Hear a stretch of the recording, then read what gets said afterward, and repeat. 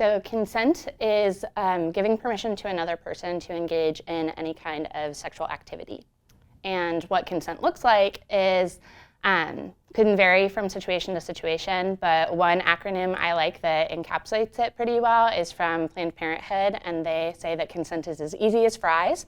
And what those parts of the acronym stand for is that consent is freely given, it's reversible, it's informed, it's enthusiastic, and it's specific.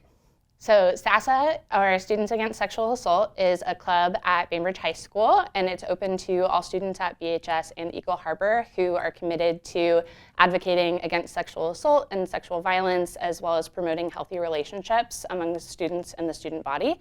And so SASA meets on a weekly basis. It's an entirely student-run club, and we typically do several events throughout the year. And they vary from year to year with different students involved, but two of our really consistent events is one in February for Teen Dating Violence Awareness Month, and another in April for Sexual Assault Awareness Month. We definitely have a lot more juniors and seniors typically than freshmen and sophomores. But this year we had 62 students sign up at the beginning of the year, which is one of the biggest that we've had in the time that I've been advising the club, which has been really neat to see. And it's typically a core group of 10 to 12 students who attend regularly, and then help from those other students in organizing things and dispersing information.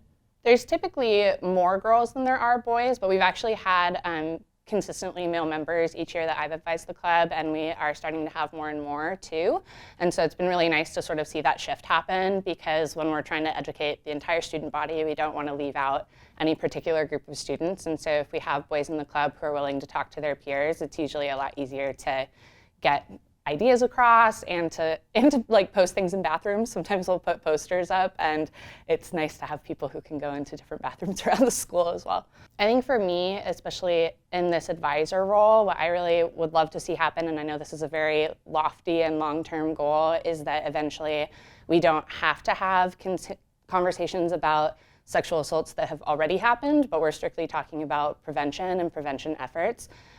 So that's really what I'd like to see happen, is that we're talking less about what happens after someone is assaulted, but more so about what we can do to prevent those assaults from happening in the first place, so that everybody can exist safely in our community and feel confident in the relationships that they're in.